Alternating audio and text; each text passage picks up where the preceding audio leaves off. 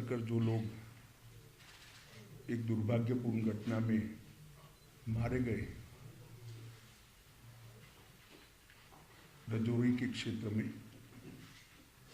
इनके आप्तजनों से मिलना और इनकी दुख में सहभागी होना ये उद्देश्य था। परंतु आज मौसम के कारण वहाँ मैं पहुँच नहीं पाया। सभी के सभी सातों परिवारों के सभी सदस्यों के साथ मेरी टेलीफोन पर बातचीत हुई है और क्योंकि मौसम के कारण मैं जा नहीं सकता था तो टेलीफोन के माध्यम से उनके दुख के अंदर सहभागी होने का मैंने प्रयास किया है। उनकी जो बातें हैं उसको ध्यान से सुनी है। एलजी श्री मनोज सिन्हा जी भी मेरे साथी थे जब मैं बात कर रहा था। उनका हौसला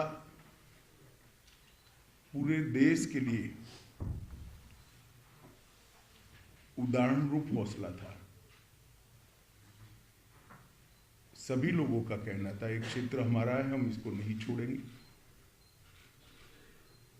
कुछ परिवार पाक ऑक्यूपाई कश्मीर से भी आए थे, फिर भी डट कर लड़ने का मूड इतने बड़े हादसे के बाद भी प्रदर्शित होना बहुत बड़ी बात है। उसके बाद आज यहाँ पर सिक्योरिटी एजेंसीज के सभी पहलुओं पर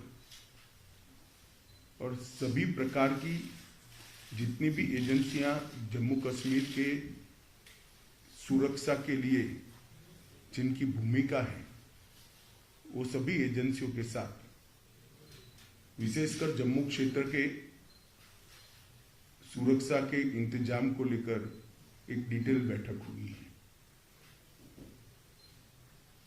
आने वाले दिनों में एक बहुत सुरक्षित ग्रिड बनाने के लिए भी यहां पर चर्चा हुई है।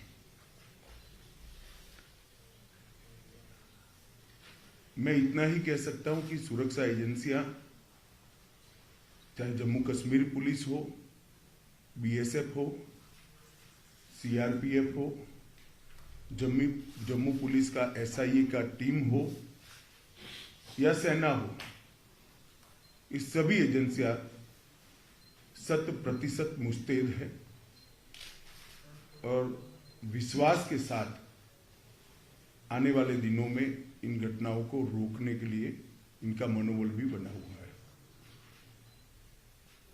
ये दोनों घटनाएं जो 2 दिन में हुई, उसकी जांच कल ही भारत सरकार ने एनआईए को सौंप दी है। एनआईए और जम्मू पुलिस दोनों मिलकर इस घटना की जांच करेंगे। जांच में एनआईए के साथ जम्मू पुलिस का पूरा इन्वॉल्वमेंट होगा और विगत 1.5 साल में जितनी भी घटनाएं हुई हैं, इस सारी घटनाओं को एक साथ रखते हुए ये टीम आतंकवादी गतिविधियों की जांच उसी दायरे में करेगी। इसके साथ साथ ओजीडब्ल्यूज के लिए भी आतंकवादी ग्रुपों के सपोर्ट सिस्टम के लिए और उनके सूचना तंत्र के लिए भी सभी पहलुओं पर आज चर्चा हुई है। और एक कह सकते हैं कि संपूर्ण 360 डिग्री सुरक्षा का चक्र बनाने का आज सभी एजेंसियों ने भरोसा भी दिलाया है और इस पर चर्चा भी हुई है। हमारी जितनी भी सूचना की एजेंसियां हैं, इन्होंने भी अपनी गतिविधि को और टाइटन करने का फैसला भी बनाया है, रणनीति भी करी है। मुझे विश्वास है कि आने वाले दिनों में जिन लोगों ने भी ये घटना करी है उनको जम्मू कश्मीर पुलिस बहुत कम समय के अंदर नसीहत करेगी और उनको कानून के दायरे में लाकर कोर्ट के सामने खड़ा करेगी। इसके साथ साथ जम्मू क्षेत्र की पूरी सुरक्षा को चौक चौबंद करने के लिए जो एक्शन प्लान बना है ये टाइम बाउंड है और 3 महीने के अंदर हर क्षेत्र के अंदर सुरक्षा ग्रिड को मजबूत करने का आज फैसला हुआ है। मैं जम्मू के नागरिकों को इतना भरोसा दिला सकता हूं कि इनकी आतंकवादी ग्रुपों की मंशा जो भी हो, परंतु हमारी एजेंसियां मुस्तैद होकर जम्मू की सुरक्षा करेगी। धन्यवाद।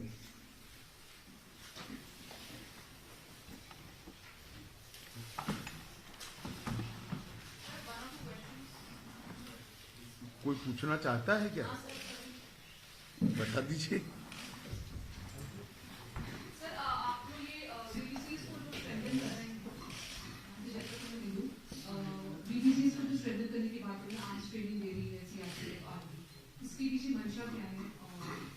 नहीं, इसको ये घटना के साथ मत जुड़िए। ये फैसला अगस्त अंत में लिया गया है। भारत सरकार ने अगस्त अंत में ही ये फैसला दिया था कि विलेज डिफेंस कमेटी को मजबूत किया जाएगा। सर, ड्रोन से हथियार गिराए जा रहे हैं, लगातार एक मेजर चैलेंज बना हुआ है। घाटी में भी हाइब्रिड टेररिज्म जो है वो एक नया पनप के आ रहा है, जहां पर टेररिस्ट का कोई उनका रिकॉर्ड नहीं है, लेकिन उन्हें हथियार देके आतंकी घटनाओं को अंजाम दिया जा रहा है। माइनॉरिटीज पे टारगेट किया जा रहा है, उनको मारा जा रहा है। तो सर, इसके सिलसिले में क्या क्या डिसीजन लिए गए हैं, कुछ बता पाएंगे सर? स्पेशली ड्रोन का जो थ्रेट है उसे टैकल। सरदार जी, ये डिसीजन अगर मैं बता पाऊंगा तो उनके लिए क्या बचेगा भैया? क्या सवाल पूछ रहे हैं? जो विक्टिम फैमिलीज हैं इन आतंकी घटनाओं में जो शिकार होती हैं, जैसे राजौरी में भी हुआ, इसी तरह से पहले कश्मीर में टारगेटिंग के जो शिकार हुए, तो उनके लिए किस तरह से वो उनकी लाइफ बेटर हो पाए? क्योंकि राजौरी वाले इंसिडेंट में काफी जो फैमिलीज हैं वो उनकी हालतें ज्यादा लो लेवल की हैं, तो उनके लिए क्या किया जाए? नहीं, हर स्तर पर, चाहे घाटी हो, चाहे जम्मू हो, चाहे राजौरी हो, चाहे पूंछ हो, चाहे साउथ कश्मीर हो, जो विक्टिम फैमिलीज है इसके साथ सरकार बिल्कुल मजबूती से खड़ी है। इसकी प्रस्तावित योजनाएं हैं और योजनाओं के ऊपर भी लेफ्टिनेंट गवर्नर को बहुत सारे अधिकार होते हैं। कई योजनाएं स्पेसिफिक किस्सों में अप्लाई नहीं होती है, कुछ मर्यादाएं आती है, तो लेफ्टिनेंट गवर्नर कैन डिसाइड। इसमें कोई कोताही नहीं बरती जाएगी। बड़े संवेदनशीलता से और सम्मान के साथ इनके परिवार की सभी चिंता की जाएगी। What is the security situation post these civil attacks in Rajouri and Poonch in Jammu and Kashmir? देखिए, अगर आप इस तरह से स्पेसिफिक पूछना चाहते हैं तो मैं इतना ही कह सकता हूं कि हमने पूरी व्यवस्था की है और सुरक्षा व्यवस्था चौक चौबंद है। एक घटना के आधार पर या कुछ आंकड़ों के आधार पर इसका मूल्यांकन नहीं हो सकता। मूल्यांकन करना है तो जब से जम्मू कश्मीर में टेररिज्म हुआ है, जन्म लिया टेररिज्म ने, तब से लेकर आज तक धारा 370 हटाने के बाद ये 3 साल में सबसे कम घटनाएं भी हुई है, सबसे कम मृत्यु भी हुई है। क्वेश्चन लास्ट, क्योंकि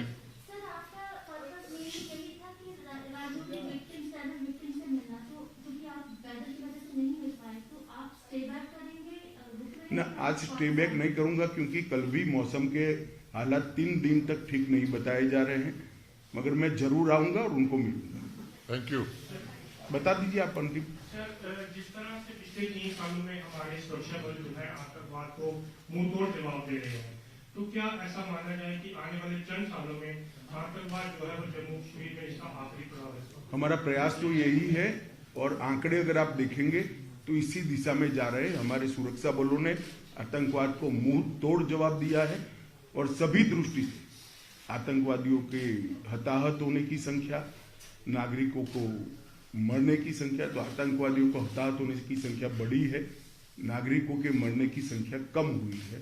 और जो माइनॉरिटी किलिंग की बात करते उसमें भी सबसे कम आंकड़ा यही 3 साल में है। धन्यवाद। Thank you. वेदर खराब है ना।